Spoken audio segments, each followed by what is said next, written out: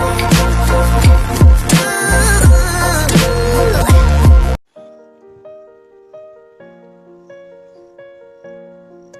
my dear students. I am Saif Ali and welcome to the another video of the ज्ञान कुंभ। और आज के इस वीडियो में हम पढ़ेंगे क्लास 9th की साइंस का चैप्टर 3 और जानेंगे कि अणु क्या है, अणुओं के प्रकार क्या हैं और आयन क्या हैं, यानी कि what are the molecules and types of molecules and what are the ions. तो वीडियो में बने रहिए हमारे साथ और देखते रहिए द ज्ञान कुंभ। धन्यवाद। तो स्टूडेंट्स, आज का हमारा पहला टॉपिक है अणु क्या है, यानी व्हाट आर द मॉलिक्यूल्स। तो विज्ञान की भाषा में हम कहते हैं सामान्य तौर पर जब दो या दो से अधिक परमाणु एक आकर्षण बल की वजह से रासायनिक रूप से जुड़कर जो है एक कण का निर्माण करते हैं तो उसे हम अणु कहते हैं। या दूसरे शब्दों में हम कहें कि पदार्थ का या किसी तत्व या किसी यौगिक का वह छोटे से छोटा कण जो कि स्वतंत्र अवस्था में रह सकता है तथा उस तत्व या यौगिक के सभी रासायनिक गुणों को प्रदर्शित करता है, उसको हम अणु कहते हैं।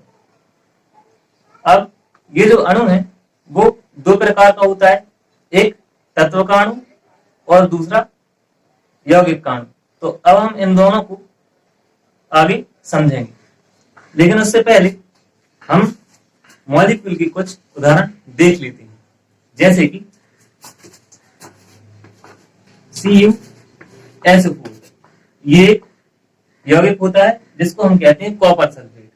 अब इसमें तीन तत्व हमें दिखाई दे रहे हैं, Cu यानी कॉपर, S यानी सल्फर, O यानी ऑक्सीजन।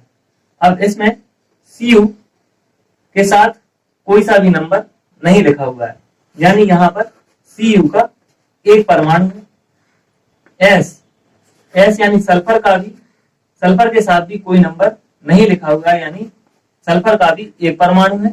तथा O के साथ हमें 4 लिखा दिख रहा है, यानी ऑक्सीजन यानी O के 4 परमाणु हैं। तो इस प्रकार से 4, 5, 6 परमाणुओं ने मिलकर एक यौगिक का निर्माण किया और यौगिक का एक अणु बनाया, यानी कॉपर सल्फेट का एक अणु बनाया। तो इससे आप समझ गए होंगे कि अणु क्या होते हैं। अब ये तो एक यौगिक का अणु था, अब हम देख लेते हैं एक तत्व का अणु, जैसे कि H2 यानी हाइड्रोजन। अब हाइड्रोजन का एक परमाणु और दूसरा परमाणु जुड़कर H2 यानी हाइड्रोजन का एक अणु बना लेते हैं। तो ये अंतर होता है एक तत्व के अणु में और एक यौगिक के अणु में। अब ये अंतर तो हमें समझ में आ गया, लेकिन अब हम इसके बारे में थोड़ी और डिटेल में पढ़ते हैं। तो अणुओं का सबसे पहला प्रकार है तत्व के अणु। जैसा कि उदाहरण से हमें स्पष्ट हो गया कि जब एक ही तत्व के परमाणु आकर्षण बल के वजह से आपस में जुड़कर एक कण का निर्माण करते हैं तो हम कहते हैं कि वह एक तत्व का अणु है। उदाहरण के लिए जैसे आपने ऑक्सीजन को इस तरह से लिखा देखा होगा। अब इसका मतलब होता है कि इसमें ऑक्सीजन के 2 परमाणु जुड़े हुए हैं जिनको हम कहते हैं O2। अब इस प्रकार से हम इसे ऑक्सीजन कहते हैं, O2 यानी ऑक्सीजन। लेकिन अगर ऑक्सीजन के ही 3 परमाणु मिल जाए तब हम कहते हैं O3 यानी कि ओजोन। ये ऑक्सीजन, ये ओजोन। तो इस प्रकार से तत्वों के किसी तत्व के जितने परमाणु जुड़ते जाएंगे उसके नाम पर भी फर्क आता जाएगा। तथा ऐसे ही कुछ दूसरे तत्व भी हैं जिनके जो है अणु जो है स्वतंत्र रूप से पाए जाते हैं, जैसे कि नाइट्रोजन, हाइड्रोजन और भी बहुत सारे, और सल्फर S8। इस तरह से ये कुछ उदाहरण हैं तत्वों के अणु के। अब हम जानेंगे कि यौगिक के अणु किस प्रकार के होते हैं। तो अणुओं का अगला प्रकार है यौगिक के अणु, यानी मॉलिक्यूल्स ऑफ कंपाउंड। अब इसका हमने एक उदाहरण पहले भी देखा था कॉपर सल्फेट का, जिससे हमें यह अंदाजा लग गया था कि जो यौगिक के अणु होते हैं वो दो या दो से अधिक तत्वों के परमाणुओं से मिलकर बने होते हैं। तो इसकी परिभाषा भी कुछ इसी तरह से है कि जब दो या दो से अधिक प्रकार के तत्वों के परमाणु आपस में जुड़कर किसी कण का निर्माण करते हैं, तब हम उसे कहते हैं किसी यौगिक का अणु।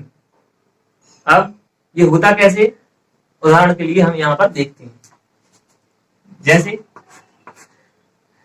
NaCl यानी सोडियम क्लोराइड, सामान्य नमक का सूत्र है ये। तो इसमें एक परमाणु जुड़ता है सोडियम यानी Na, तथा दूसरा परमाणु जुड़ता है Cl यानी क्लोराइड, और ये दोनों जुड़कर NaCl का निर्माण करते हैं। सोडियम का एक परमाणु, क्लोरीन का एक परमाणु, और ये दोनों परमाणु जुड़कर NaCl यानी सोडियम क्लोराइड का एक अणु बना लेते हैं। अब कुछ और उदाहरण है, जैसे कि वाटर, और वाटर का सूत्र होता है H2O। अब यहाँ पर दो तरह के जो है हमें अणु दिखाई दे रहे हैं। एक तो H, अब H2 यानी हाइड्रोजन का एक अणु और ऑक्सीजन का एक परमाणु, ये दोनों जुड़कर भी पानी का एक अणु बना लेते हैं। तो आपको समझ में आ गया होगा कि किस प्रकार यौगिक के अणु होते हैं। तो इसमें कुछ तत्वों के अणु भी हिस्सा ले सकते हैं जुड़ने के लिए, किसी एक यौगिक का अणु बनाने के लिए। तो विद्यार्थियों, अब आपको समझ में आ गया होगा कि इनके बीच में जो है मुख्य अंतर क्या होता है, यानी जो बेसिक फर्क है वो क्या होता है। वो साफ तौर पर यही है कि जब एक ही तरह के यानी एक ही तत्व के परमाणु आपस में जुड़कर कोई कण का निर्माण करें तो वो है तत्व का अणु, और जब दो या दो से अधिक तत्वों के परमाणु या फिर अणु जुड़कर एक यौगिक का निर्माण करें यानी एक यौगिक का कण बनाए तो उसको हम कहते हैं एक यौगिक का अणु। ठीक है दोस्तों, अब हम अगले प्रश्न की ओर बढ़ते हैं, जो कि है व्हाट आर द आयंस, यानी आयन क्या है। तो स्टूडेंट्स, आयन की परिभाषा कुछ इस प्रकार है कि किसी भी यौगिक में धातु या अधातु के चार्ज पार्टिकल्स को ही हम आयन कहते हैं। यानी कि जब किसी यौगिक में धातु या अधातु के मिलने पर जब उनमें आवेश उत्पन्न हो जाता है तो उन कणों को हम कहते हैं आयन। अब ये आयन दो प्रकार के होते हैं, धनायन और ऋणायन, और इनको समझने के लिए हम एक उदाहरण पर नजर डालते हैं।